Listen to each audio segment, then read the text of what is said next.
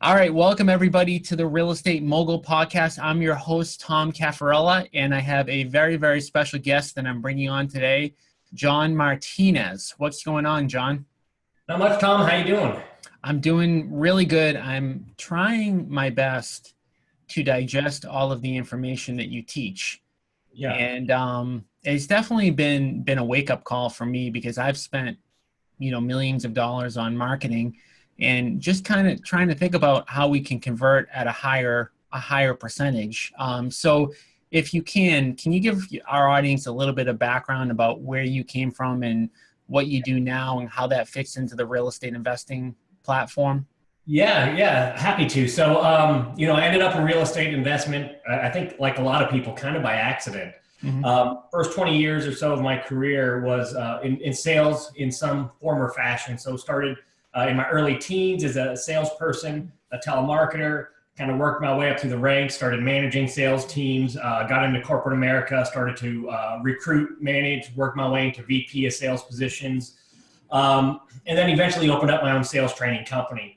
Along the way, I was doing some work for redoing some scripts and training for a call center that caters to investors. And they called an investor and he said, "Hey, you guys call me all the time. Something's changed. What's going on?" We got introduced, and that's how I kind of got my first my introduction into real estate. I had no idea that the whole world even existed. So from there, real estate kind of took over my business. I started working with this gentleman in Houston. He was a wholesaler. He introduced me to some of his friends. Before I knew it, I was in the Collective Genius Mastermind, surrounded by a lot of higher level investors, at least that have been doing it for a while and have their systems pretty dialed in. That was probably three and a half years ago. And today we're training, probably, I think we've got 300 to 400 people enrolled in our current training session, probably have trained 200 or so investment groups around the country. So that's kind of where I started and how I got here. So it's pretty interesting because as an investor, and I think most investors will attest to this, it's pretty easy, and those of us who have been in the business for a while have got all of our other systems down pretty well. Like the marketing piece, every good investor has a really good marketing system. The investing piece, every good investor knows what they can pay, knows what they can't pay. They know the comps. Every good investor has access to capital or access to buyers who can buy the properties if they're wholesaling deals. Very few investors have a sales process down on the face-to-face appointments. Now, I know that, but have you seen that as well? Yeah. Well, kind of. I mean, if I'll draw a differentiator. So, Yeah. what I see is a lot of investors when they start, they're wearing all the hats, right? So they're running all the sales calls and all that kind of stuff. And when they do that, they end up with the sales system. It's basically they do the same stuff every time. They know which way to direct an appointment. They know how to respond to certain stuff. So I think when they're kind of a one-man show or one-woman show, they do have a sales system. I think where it kind of falls apart is when they start to scale and hire people. Then what happens is they don't know how to get that knowledge out of their head because they learned it kind of on the fly, on the go, Yep. over hundreds and hundreds of appointments. And then it's time to train someone, and they just say, kind of just watch what I do and try to pick it up. And I think that's the disconnect. I think that's where most struggle is. A lot of them develop their own sales system, but when it's time to scale, I think that's when the wheels kind of fall off the bus. So that's kind of where I'm at. So I've got a 200 person real estate brokerage, and I've basically, the way that I do my model is that when we're going out there, we're giving cash offers, but we're also have the ability to list their home when it doesn't make sense. So in a lot of cases, we'll go out there, property's in perfect condition. They don't need to sell to an investor. They don't want to sell to an investor. They were just hoping that we would come out there as investors and give them, fair market value, which obviously, in most cases can't happen. So I'm realizing the big need and the huge difference that it's making to get my salespeople trained the right way. And the mistake that I personally made, and this probably doesn't fit any of your other clients, is making the assumption that people who have been in sales for a long time have a really good sales process already, and that I wouldn't need to train them. Right. So that's one of the things that I'm working on right now, from all the way from brand new person who comes onto my team, all the way up to someone who's been in the business for 15 or 20 years, because having real estate agents take these appointments definitely is a different way to do it, and it presents some really good opportunities, but it also presents some of its own challenges. So we've got brand new people that we're training to prospect for us. You talked about cold calling. We have many of our new agents that will just hit the phones, and then they get out face to face on some of these seller appointments and they have no idea what to do. And then we have experienced agents who go out face to face on these appointments and they're not used to giving a cash offer. They're only used to giving a listing presentation. And this is, totally different from that. Yeah. Yeah. So there's a lot of pieces to what you said right there. First to address retail agents going out for the investment deal, tremendous opportunity there, but also some big challenges because it's listing a property is more transactional. It's the value's right on the surface. It's very easy to display or to share with someone. When we talk about an investment deal, you're talking about a complex sale. And you're talking about really having to be consultative and building a tremendous amount of value other than money, right? When you list, you can say, hey, I'm going to get you the most money. But when you're buying an investment deal, it's not about getting you the most money, right? The most money, there's a dozen other options or maybe even investors who are willing to pay more. It's a value play. So it's a completely different sale. And it's hard to get a retail agent to shift from I'm going to get you the most money to I'm going to provide value because it's two totally different sales. Can't be done, but it's just a challenge. Yep.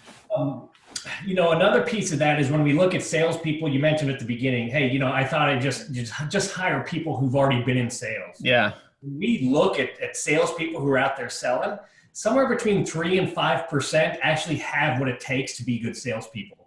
A lot of them just fall into the role because people need salespeople. They get hired on as salespeople. They do good enough. But when we look at things like sales DNA, so whether or not they've got a supportive or non-supportive buy cycle, whether they have any reservations talking about money in large numbers, whether they get emotionally involved in the sales DNA, very few have what it takes. When you talk about sales maturity in the sales process, again, you put all those things together, 3 to 5% of people out there selling really have what it takes to be stellar salespeople. So this is something that I probably haven't even got to in your training. So you also help people determine who they should be hiring as well? Yeah. Like I said, it's made up of those components I just listed, right? You've got kind of the raw talent, the DNA. There's some stuff that will prevent people from becoming good salespeople. So one of the big ones I mentioned were non-supportive buy cycles. So all that means is this: we sell the way we buy. So if you have salespeople who, when they go to buy an appliance or a piece of furniture or something like that, they shop around and they're online checking prices and they, go to a dozen different stores before they make a decision. When they're in there to buy a house and they get hey, I want to check with these other people. I want to do some research. They're preconditioned to accept that because that makes sense in their world, right? Yeah. It's ruined with the way they think. So those people are going to get a lot higher percentage of appointments ending in maybes and think it overs rather than someone who can make a decision quickly. Just is more decisive overall. So those are the types of things we look at as raw DNA. And then sales maturity, that comes with time. Sales process can be taught. So the core thing we start with is that DNA. Do they have the building blocks to become great in a sales role of some kind? And you're saying that 3 to 5% of the people have the DNA, or 3 to 5% have the DNA plus will be able to implement the other parts of it? Total package. So, Yep. We partner with a company that's been doing these types of assessments. It's called psychometric assessments to stack all these things up. When you're looking at the DNA plus the skill set plus sales maturity. So that's what we use. We use a third party to do that's really good. So when we stack all that up, 3 to 5%. So, if we run 20, 30, 40 people through the assessment, we'll get 1 or 2 sometimes that hit with this person can and will sell for you. Mm-hmm. Interesting. And so the other people you would just completely take off the table if it was you? 100%, absolutely. And I didn't used to feel that way. I've been, in sales management for a long time. So you do something for so long, you start to feel like, I see something in this person or this person or this person. So early on, I would, in my own sales teams, would hire people that the assessments would tell me not to hire. Mm-hmm. Always gone. Never work out. 3 to 6 months, they're in the bottom half of the sales force if they're there at all. The people that the assessments say to hire, 3 months, 6 months, they're in the top 0.5%. So the assessments we use, I can't take any credit for them because another gentleman developed them 20 years ago and has been refining it ever since. But what we see on average is a 97% success rate with how they kind of look at candidates and make a recommendation or don't recommend. So give me kind of, I know the answer to this, but what are the reasons that you're seeing that other investors nationwide want to bulk up their sales staff? How are they using it? Yeah, using the assessment? No, they want to build a sales force. Like they're coming to you. What is the main reason why they want to do that? Right. So the main reason I see is they want to get out of the parts of the business they don't like doing. So sales is very, it consumes a lot of time.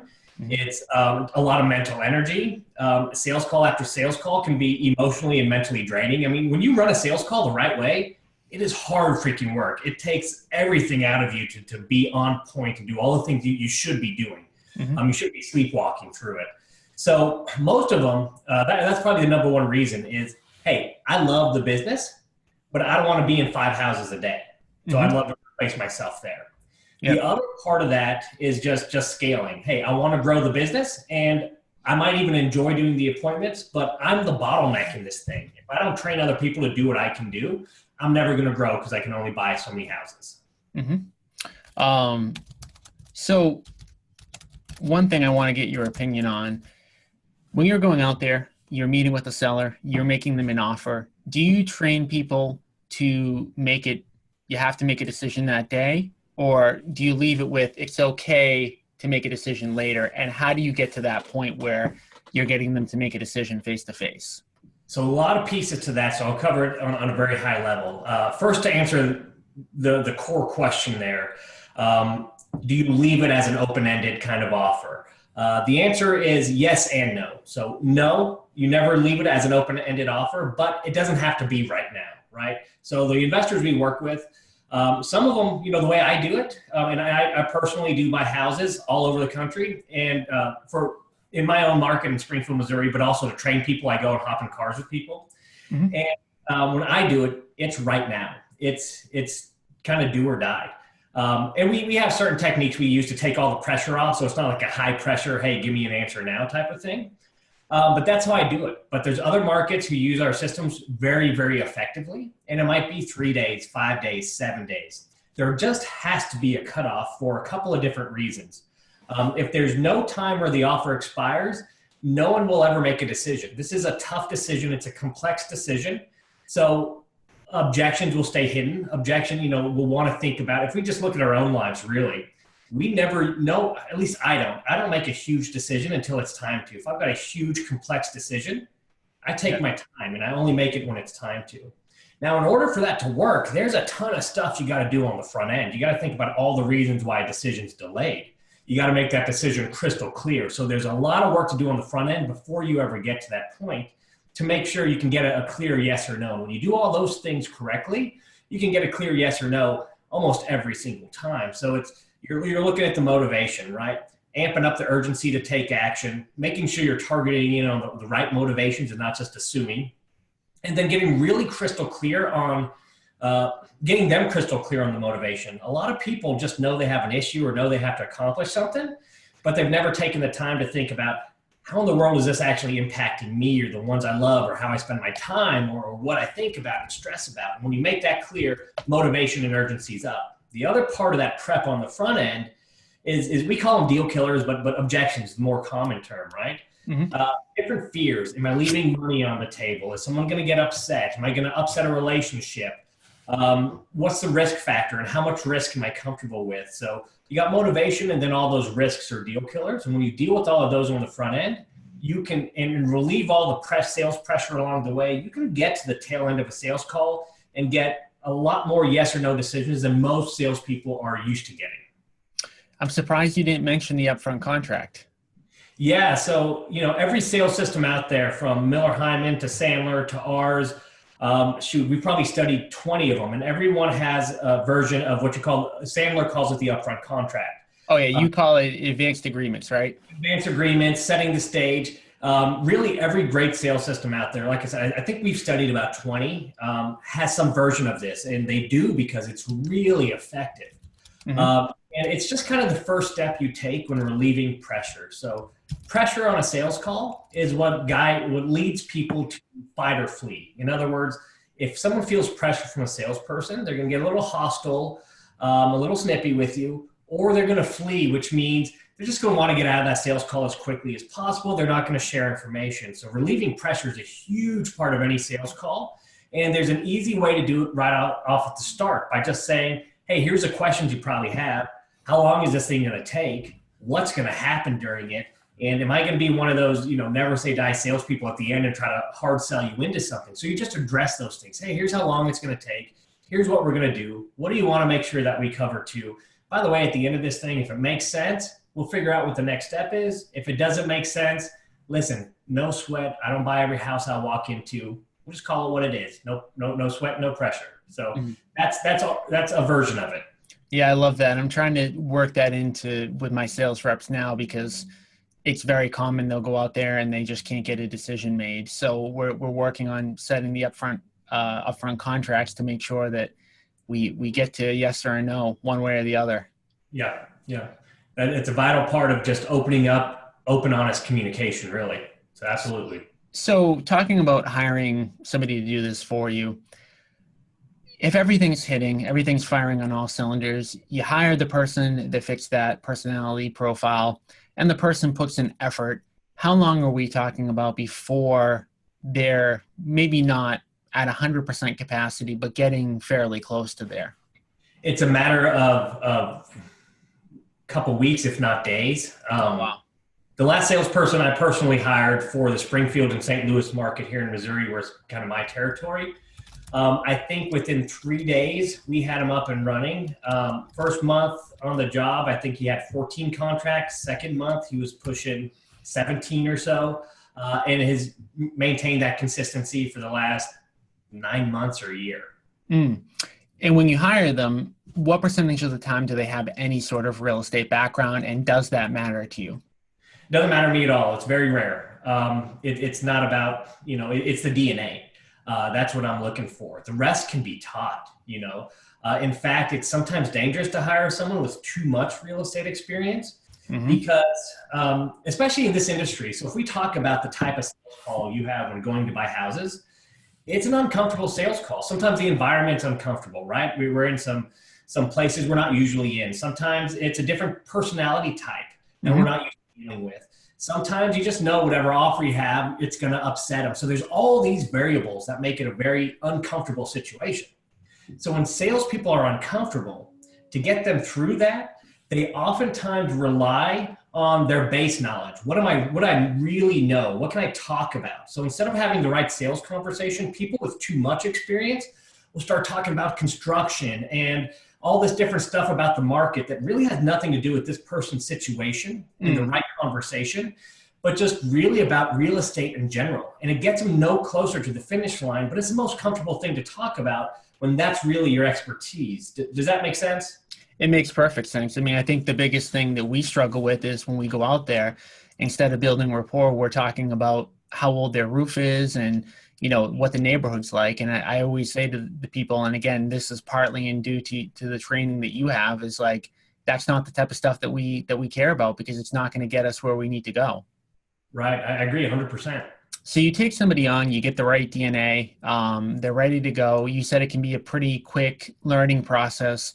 How does that go on your team? Like, are they watching videos? Are they going out face to face? Are they role playing? What does that kind of look like? Yeah, for me personally, it's two components. I want them to have some type of base level of knowledge about what we're going to do, so I don't waste all of my time teaching everything that's already been documented. So I have them watch some core videos on sales process, this industry. I have them listen to a couple of sales calls. So, hey, this is what you're going to hear in there. This is what to expect. And then we hop in the car together. At first, what happens is all they do is observe. So I prep them, hey, here's the kind of call we're going on. Here's what we know. Here's our mission. We do the call. They do nothing but watch. They don't say a word except for hello when we get there. After the call, we do a debrief. Hey, here's what happened. Did you notice this? Here's why we went this way. And we break down the sales call. We continue to do that for a number of sales calls, but along the way, we start to switch responsibilities, switch roles. So they might start with that upfront contract or advance agreement or setting the stage, and then I take over. They might pitch in on one or two parts. And slowly but surely, they end up taking over the entire sales call until we're going on sales calls and I'm just introducing myself at the beginning and staying silent throughout, not interrupting, even when I know they're making mistakes. You can't save a salesperson. You got to let them find their own way, and you handle it in the debrief. So that's kind of how we roll out the training and how we get people up to speed pretty quickly. Mm-hmm. So it's a combination of them watching some of the stuff you've already documented, some of it's you're face to face with. When do you know that the person's not the right fit? Like, do you have it so tailored now that you're not really making a lot of mistakes on the hire part, or is it some part you do need to see what they're doing? Right. When you get the right hire, when you use that, scientific approach to make sure you get the right person, you run into having the wrong person a lot less. It still will occasionally happen, but most of that's done on the front end. You'll know pretty quickly. It's not a matter of, I deal with investors who will be, hey, I've been wondering about letting go my salesperson for 6 months. If you've been wondering about letting them go for 6 months, let them go. Yeah. Right? It's, I try to simplify. I mean, what I'm trying to say is, quickly. Don't hold on to them for too long. The way I try to always simplify it, because I get that question a lot about existing sales force, is I just ask, hey, if this person was no longer working for you, right? Knowing everything you know right now, and they came in and they applied for the position again, would you hire them? Yep. Yeah, I'd hire them again in a minute. Keep them. If it's no, I get someone else, you shouldn't be keeping them. You need to let them go. Now, what the problem with that is, and I just want to speak on this for about 60 seconds because it's really important. It's going to help a lot of people out with this aspect. A lot of people keep poor salespeople for far too long because they're afraid of, maybe they're better than the next person I get, or I don't want to be doing it, so I'm just going to hold on to them. The way to relieve all that is to constantly be recruiting. The leader of your sales organization, your sales manager, or the leader of the business has to always be recruiting for new talent. Because if you've got people on your bench, saying, put me in, coach, you will get rid of people without the talent necessary to succeed a lot quicker than if you have no one sitting on the bench ready to go in. So yeah, I made that mistake. The first person I ever hired, he doing fairly well, all of a sudden stopped doing well. I didn't have anybody sitting there ready to go. And so now I've got 200 agents. 200 agents isn't enough. I feel like I'm serious. Like, I mean, not all 200 people take my leads, but I always feel like you always have to be looking for somebody else. For the typical, not looking for somebody else, have people that are ready to go into the game. Just like, I mean, you're not a New England guy, but for anybody who's in New England watching Bill Belichick, I mean, how does he handle his process, right? Next man up, then the guy who's the backup is just as well prepared as the starter, right? And if there's an issue with the starter, you've got the backup and you are confident in that backup. You're not waiting for the starter to mess up to start training the backup. Right. So with that being said, for the average investor, what does that look like when you're talking about constantly recruiting? Tell me about what that process should look like in a best case scenario. So I've got a really simplified version. What I do is I just keep my eyes open for people I think will fit the role. So my last sales guy actually sold me a car. So he sold me a Toyota SUV. He was the finance guy, finance and insurance, which really is a sales position. Mm-hmm. They only make their money when they sell insurance and all the add-on products.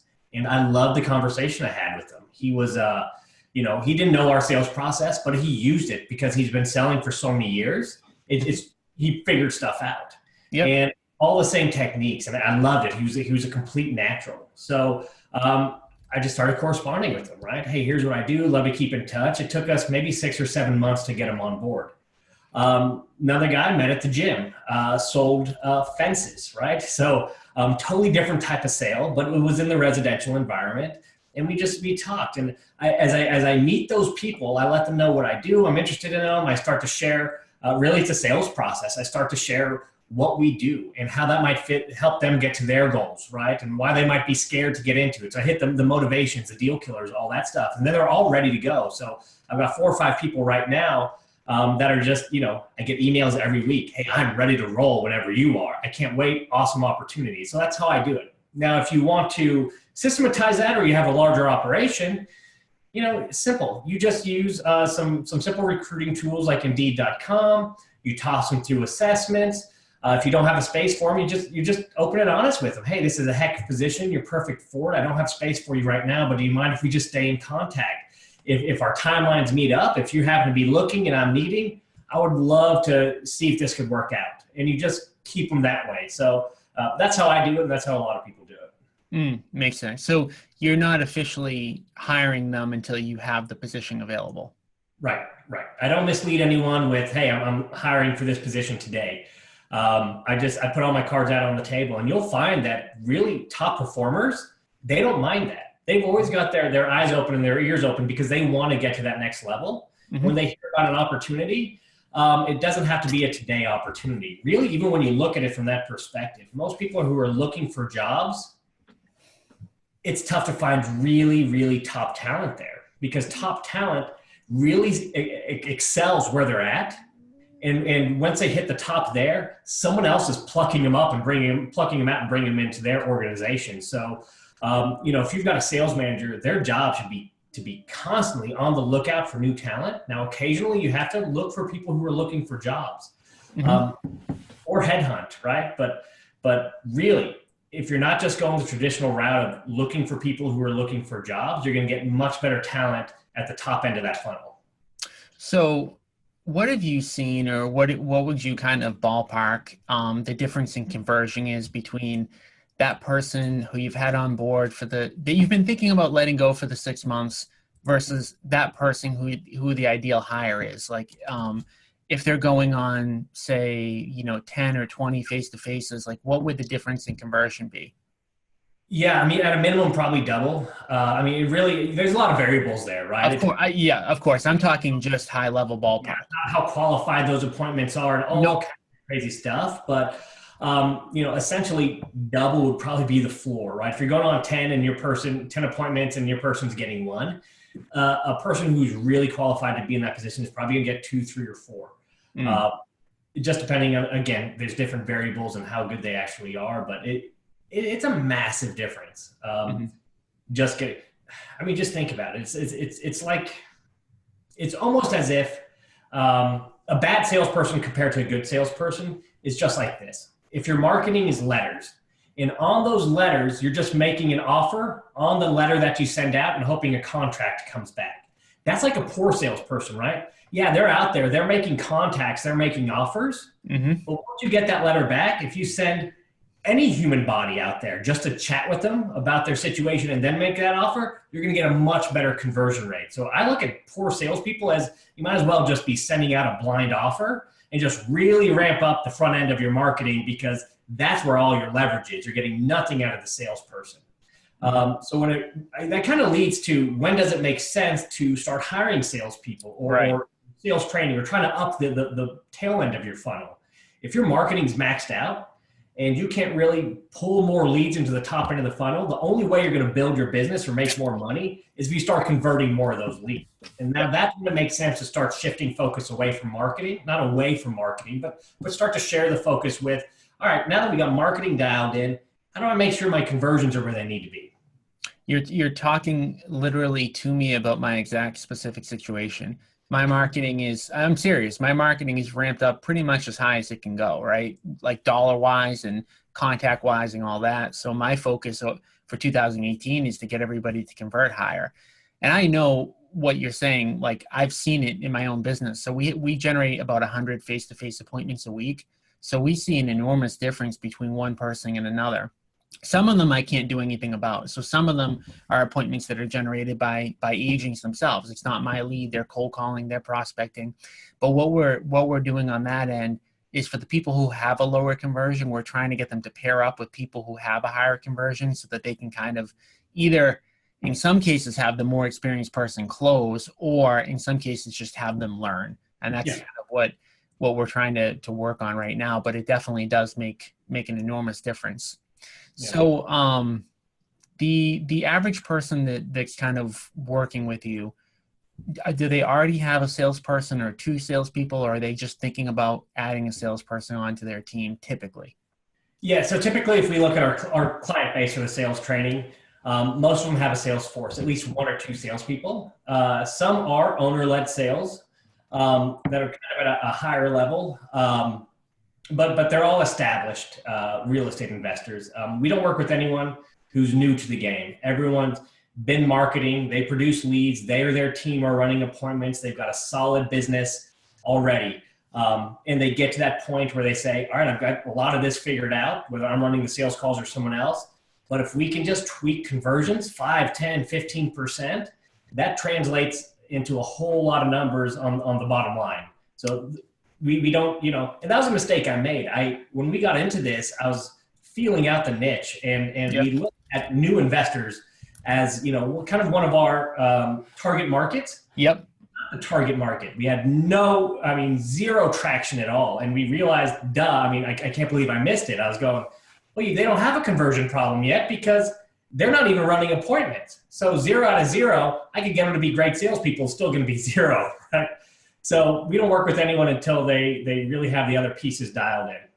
So now let's have a hypothetical. Say that you're a one-man investing operation, which a lot of people are. A lot of people are doing the marketing. They're going on the appointments. There are a lot of successful people that do it exactly like that, have always done it like that. If you're somebody who is that one-man operation, you're going out, you're closing the deals, but you don't love sales. You maybe don't think you're that great at it.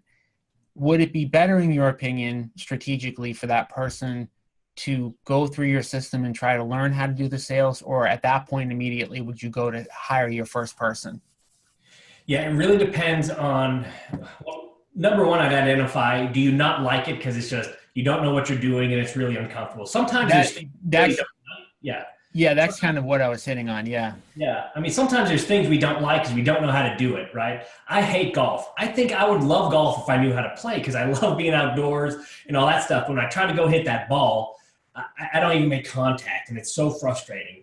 But I know if I knew the mechanics, I'd love it. So there's that, right? So figuring out, hey, is it just that I don't know what I'm doing, or do I really dislike sales or talking to people, right?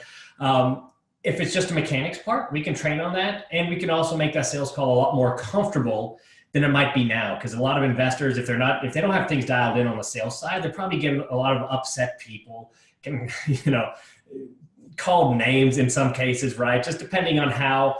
If you're not getting called names as an investor, you're not marketing. Right.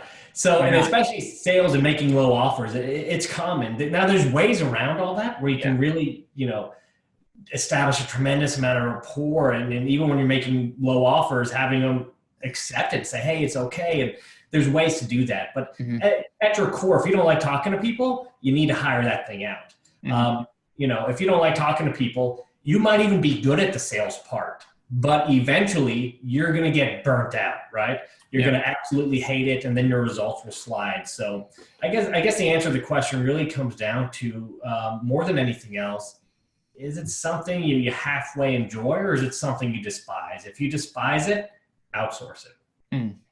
And what is that? I know obviously this is going to be different over the 3, 4, 500 clients that you have. How are they typically paying for that acquisitions person? Like most commonly? Yeah. So most common, it's pure commission position. Yep. Sometimes somewhere between 10 and 20% of the deal, usually HUD to HUD. With a lot of them will also back out marketing costs and stuff like that to recoup it. But really, at the end of the day, it ends up somewhere between 10 and 20% commission on the net of the deal. Now, though, I am seeing more and more starting to pay minimal base salary or a ramp up salary to get some higher level talent. One of the fears that keeps some really good people from coming on board is that transition. Yeah. So sometimes, HUD to HUD can sometimes be a while. Yeah. So sometimes that transition, it'll be a low base salary, just enough to pay bills and make sure no one freaks out. The most common number I see is $2,000 a month. It's going to fluctuate on markets and things like that. But then also a lot of investors are moving towards a model where it's basically a decreasing draw. Month one, X amount of dollars, month two, X amount of dollars, month three, X amount of dollars. So they can go to all commission. Mm-hmm. Now there's also a hybrid system that works out really well, that we stole from another industry, some work we did in the timeshare industry. Timeshare industry is a lot of similarities, and it's an all commission industry. But the timeshare industry has tremendous turnover because it's a tough job. It's a high paying job if you can do it, but very few people can do it. But they had a terrible time recruiting and keeping people on. So they went to a model where they would let their salesperson choose, do you want salary low commission or all commission? And what happens is most pick salary plus commission because the comfort level. So it allows them to recruit a lot more people and some better talent. But what happens is after one or two deals, the ones who are going to be successful, they look at their paycheck and say, wow, I made this. I basically left 10, 20, 30,000 on the table because I wasn't all commission. They voluntarily go to all commission and they love all commission. They don't feel like they're forced into it. So what happens is they recruit a lot more people. The cream rises to the top and self-elects to go to an all commission type of pay plan. So I like that. It's a really cool way to handle that, the pay scenario. Yeah, it's pretty interesting. We pay on the first HUD because I don't want the person going out there acquiring the deal for me reliant on what my budget is, how well I do on the deal. Like I want to be able to give them my number, and I also don't want them to have to wait. So if there's a construction delay, there's this, there's that. Now it's like, well, that didn't have anything to do with how good of a salesperson they were. So for me, I want them to hit my number, and I want to pay them as soon as possible so that they get that instant gratification of feeling really good about getting that deal. But the way you're talking about doing it is definitely the HUD to HUD piece of it is probably in some cases the way that some people have to do it depending upon their cash flow. So you may not be able to afford to do it the way I'm talking about doing it, and that's a way to kind of bridge the gap. Right. And some of them, it is a real quick turn. It also depends on who's doing it. Is the salesperson also doing the dispositions? What kind of control do they have? And then part of it, we work with some companies that have their lists really dialed in. So basically when the deal comes in, it is sold and that thing's closed within Well, you know what? I kind of, what I said isn't totally accurate because I'm thinking about people because I basically fix and flip everything. So there's a lot of people, probably more people wholesale than fix and flip. So you're talking about a wholesale, which is a lot quicker. Yeah, absolutely. So all of the stuff sounds awesome. And obviously, I bought into it. Can you kind of give, well, I like it. If I hated it, I wouldn't have you on. So, so I like it. I think it's very valuable. Tell the listeners kind of like what it looks like to be a client of yours and, how to best contact you. Yeah. So best way to contact us is through our website. Website's midwestrev.com. That's Midwest REV as in revenue.com. And on there, we've got all of our programs laid out. We do boot camps and live events. We do the online training. And there's walkthroughs where you can see what all the training consists of and examples like that. So if anyone's interested, they can hop online and actually see in the training portal and what we do. But from a very high level, what we do for kind of our signature product, the online product, is we've got an online portal. All of our stuff is in there. Previous trainings, live training sessions we have are in there. Recorded training calls and real life sales calls are in there, whether it's lead managers on the phone or people buying houses in real life, that we record and critique those as well. So it's just a wealth of knowledge, and it breaks down kind of the steps to a sales process, all the advanced techniques and tactics you kind of need to know along the way. And some people do that on demand. If you're like me, you get something and you just devour it all. But we break it up into weekly chunks. So we have homework. We say, hey, group, this week, your homework is this lesson. Watch these videos. It'll give you a good base understanding of this sales concept or tactic. And then once a week, we hop on the phone together and we do a couple things. We make sure, hey, do you understand this? And then we start talking about how in the world are you going to apply this in your world? And we start to talk about the application piece of it. So the online portal is more about knowledge. The live sessions are more about application. How do we actually apply that new knowledge? Yeah, that definitely makes sense. So yeah, like when you I initially signed on, you said, oh, you might not want to jump into this week or whatever. And I'm like, I'm going through all the old content. I mean, I don't have, I personally, I don't have the patience to be like, okay, 11 o'clock this week, I'm going to be hopping on this call. It's just like not my personality. So I went through everything, but after I went through everything, I'm like, I have to go through everything again because there's a lot to know. And now we're trying to, push some of your content out to my team and get my team on board. Any Yeah. tips and tricks for that? So how do you take people that never had a process before and tell them that this is kind of where we're headed? Yeah. So the first thing if I were in your shoes and I had my content, what I would do is say, hey, watch the video, the kickoff video on how and why people buy. Because first you got to understand, how do people make decisions? How do they make buying decisions or selling decisions, right? It's really a sale, but it's kind of funny in this industry because you're the one buying. But how do they make those decisions? Hmm. Once you understand really what drives those behaviors, then we can start talking about, okay, how do we help somebody get to that decision? So I would say first understand, watch the kickoff video, watch how and why people buy or make decisions. And then I would just chunk it up real small, not throw everything at them at one time, but just say, hey, listen, first thing do everything the same you've always been doing, but make this one change. At the beginning, take 30 seconds to relieve some of that pressure and kind of set up that stage. You'll see that everything that happens afterwards changes. So let's get good at that. Try that a few times. And then I take another high impact type of piece. Like, you know what? When you ask them about their motivation, instead of just once I give you an answer, blowing right by it, ask one or two follow-up questions. Just something as simple as, really? Well, how long have you been dealing with that? Or what's that like? And just see where that conversation goes. And we'll just start layering it in like that, not trying to throw everything at them because it can be overwhelming.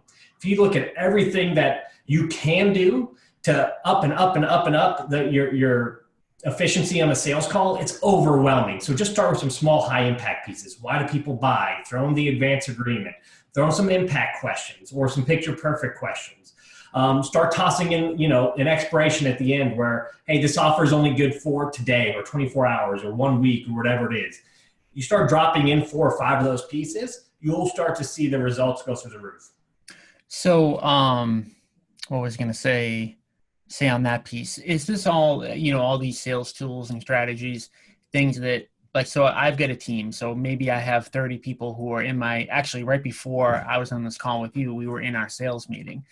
So is this something that can just be taught classroom setting, or does there need to be role play? Do people need to be critiquing on the appointments? Like, how would you kind of go next with that?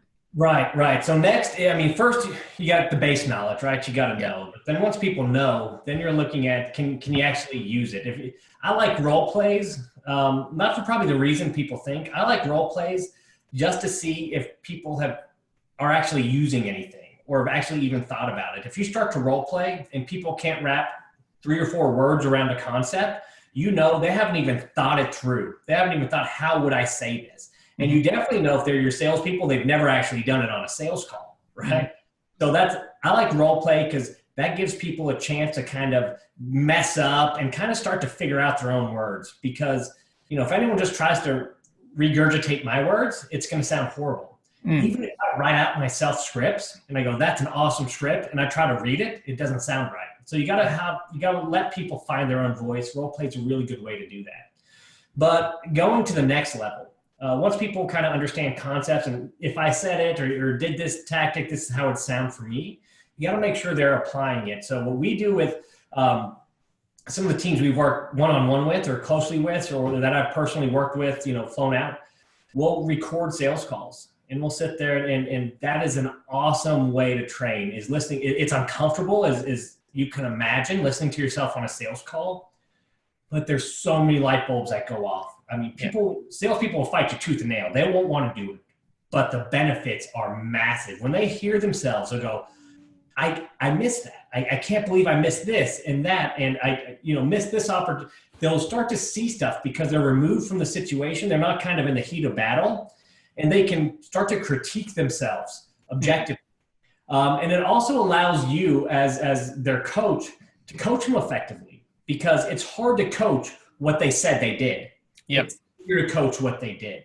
Yeah, yeah. So the most effective way to improve your sales team, bar none, and hold them accountable is to actually record sales calls. It is also the most uncomfortable thing and the one thing that people will fight you to death. But if you really want to get them really good, that's the quickest way to do it. Cool. All right. Can you give us that? It was, what was it? MidwestRev.com. Yeah, MidwestRev.com. Midwest, REV, as in revenue.com. Awesome. Well, I want to thank you for joining me, and thank you also for providing the content. Even your free stuff is good. So if people aren't even sure, if they're 100% ready to jump on board, even if you just sign up for his newsletter or get on his email, he'll send you some really good tips and tricks, sales stuff. So I actually take some of those and I copy and paste them into my Facebook group. Oh, And, cool, and cool, it's cool. funny because the first time I did it, I was thinking, oh, it was an assumption that this was not me who wrote it.